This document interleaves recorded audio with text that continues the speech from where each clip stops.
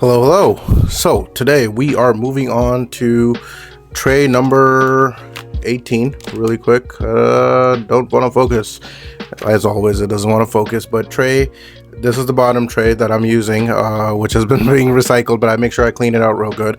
But yeah, we're going to pop those in, and then we're going to go talk about some free tips to manage your ADHD, because I suffer with ADHD. But we'll get into that in just a second. Okay, so bottom one's in, and of course we're going to put in the dreadful top one, because for my teeth the top one is always the most painful. I apologize in advance. My speech might be a little bit slurred. I'm not drunk, I'm just going through this. I have a lot of saliva buildup because that's what happens when you do Invisalign. Oh god, you know what, it wasn't that bad comparatively. Never mind. Comparatively speaking, it wasn't that bad. So today we are talking about ADHD and how to manage it for free. I have had ADHD for ever since I can remember. Even back home in Pakistan, I was always labeled as, oh my god, he's so disruptive, like he does not shut up, like do something about your kid. I mean, like, I was always wanted to talk, I always wanted to make friends. Ironically, I don't have that many friends, but ADHD, it basically is attention deficit hyperactive disorder, and I have it. The reason why, some of the key things that can distinguish how somebody has it is, like, they are very hyper all the time. They are very excited about things. They talk over other people. They start tasks and don't really finish them. Their space is very disorganized. They are just pretty much all over the place, like imagine a chicken with their head cut off, like, and running around. That would be me. It is still me to a certain extent, but I feel like I manage it a little bit better, and there is help that you can get for it, which we will talk about. There's prescriptions, there's other natural ways that you can manage it, just by managing yourself. So without further ado, let's go ahead and jump into it. My first tip is going to be that it's best to establish routines, because creating simple routines that can basically help you stick to them consistently, like, make sure they're simple.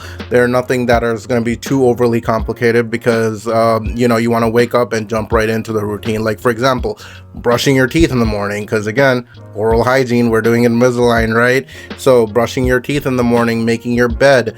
I make my bed and put a little sheet on top of it, because my little doggo, which you see his egg, but he's like sitting a little bit closer to me because he's a little Velcro dog.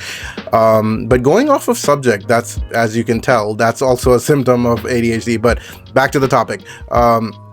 Routines are going to help you greatly stay consistent, and they're going to help reduce what's called as decision fatigue, and it's going to help manage your time better. Number 2, use alarms and timers. Using timers and alarms will help you stay on track. It'll help you stay more focused, and focusing on one thing that needs to be done versus, again, trying to take on so many different things all at once. It's really gonna kind of mess with you.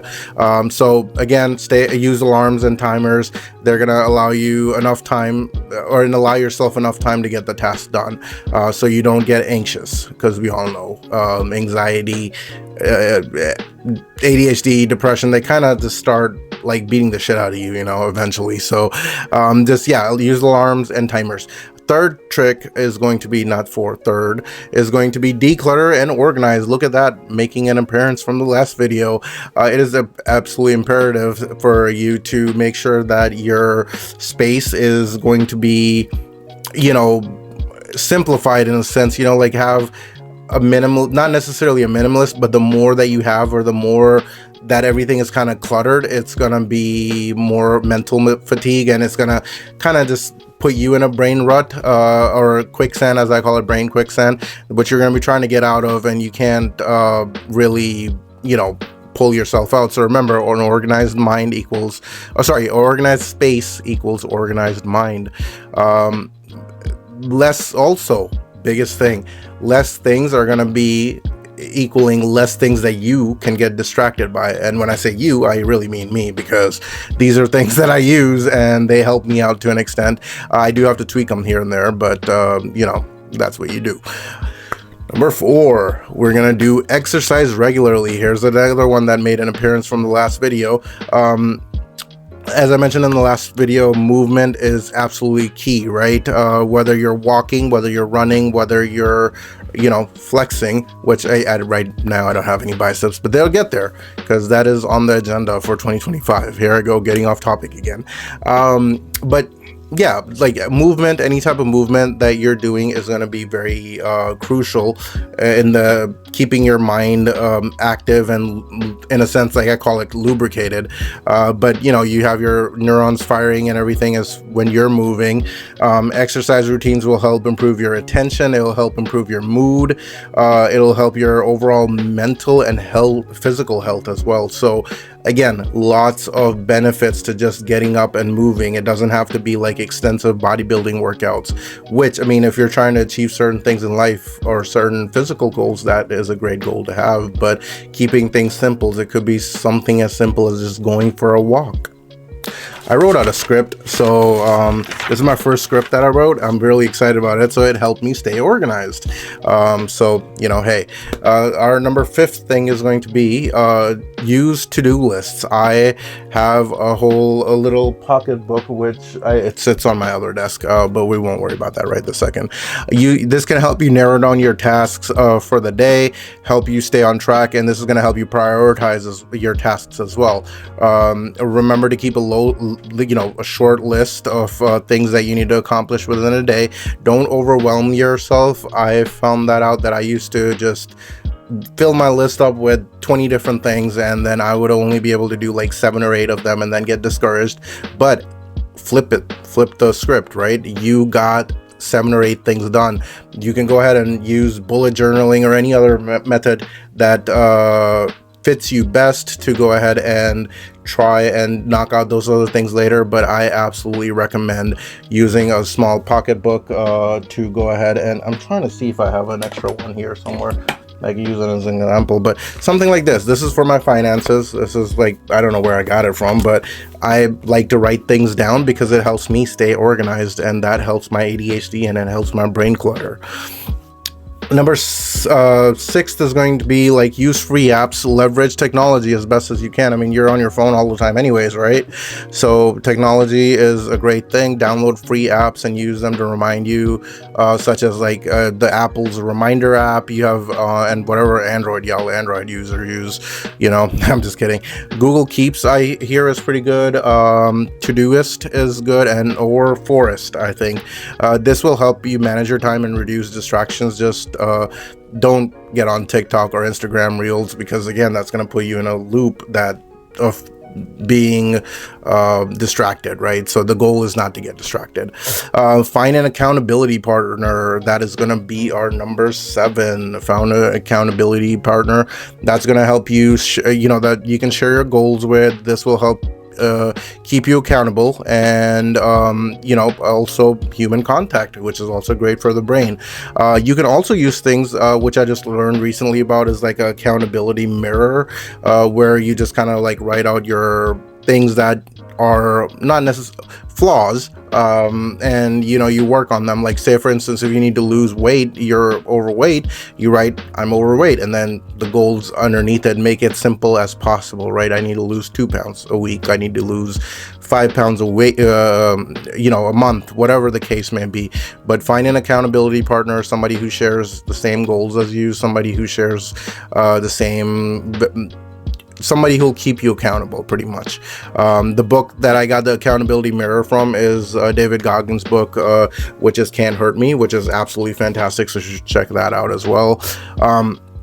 Number 8 is going to be educate yourself. So the more that you know about your brain, the better you'll be able to tackle it. While medicines and other things can be helpful, you really want to see if the more you learn, or the free videos like this, like how to manage your ADHD, it's going to be super helpful. So the more research that you do, the more you educate yourself, you'll learn. I mean, it's not going to be anything that is going to be like, oh yeah, this is going to cure ADHD. I don't think, in my personal opinion, I don't think it gets cured. It's just like you find ways to manage these little kinks not those kind of kinks, these like mental kinks that we have. Number 9 is going to be, I forgot how to count there. Number 9 is going to be connect, and connect with local groups, such as Facebook. You can find them on Facebook, you can find them on Reddit, you can find them in person. So again, kind of goes hand in hand with find an accountability partner, but a little bit different, because say within the group you might have people share their experiences, tips, like this free video, or free tips on how to manage ADHD, and that will help you kind of, one, realize you're not alone, two, that you might have been mislabeled, because again, I was always mislabeled as talkative or disruptive, or can't pay attention, blah blah blah blah. But now it makes more sense that it was ADHD. But hey, I made it through a lot of things having ADHD, and here I am. And finally, number 10 is going to be get evaluated. There is a big stigmatism around mental health, which I want to shift gears and really try to take some of that mental stigmatism away from mental health, especially in men.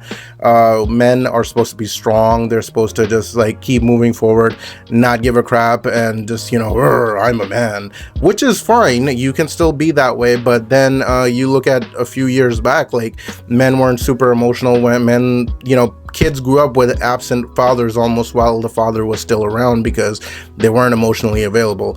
You want to make sure that you seek out the proper help to better understand your brain and to be able to live life to your full potential, because ADHD can be a hindrance. I have tried a few medicines, so I did went and seek help. Right now I take 10 milligrams, a little baby dose of Vyvanse, which works out incredibly for me when I need it. I don't take it every single day. I try to take it on the days that I work, so that way at 2 days, the weekend when I'm not working, I have that little bit of reset. Not really a whole lot, because your body does get used to certain medications and certain vitamins and all that stuff, but make sure you go and get yourself evaluated by a psychiatric personnel, and they'll go ahead and after that make recommendations how best to manage it, because you can even talk to them about how you can manage it naturally if you do not want to try medication. I thought the medication was going to be like the little limitless pill and everything was going to be fantastic, but it was not. It doesn't work like that, unfortunately. I'm sorry to break it to you, but it does make things better. And again, educating yourself is going to make things tremendously better, because there are ways and there are things that will help. There are things that are also going to make it worse, like TikTok and Instagram and Facebook Reels, all this stuff, like distractions are going to stop you from doing what you need to do. So basically, hope you found this video helpful. If you made it to the end, please subscribe, because I don't have any friends and I want us to be friends, so we can build a community and we can talk, take away the stigmatism from mental health, because again, why? It's something, we are all biochemical beings. Of course, there's going to be some chemical inadequacies within our brains naturally, and these are hereditary, or they just develop throughout life. So stay tuned, more content is coming.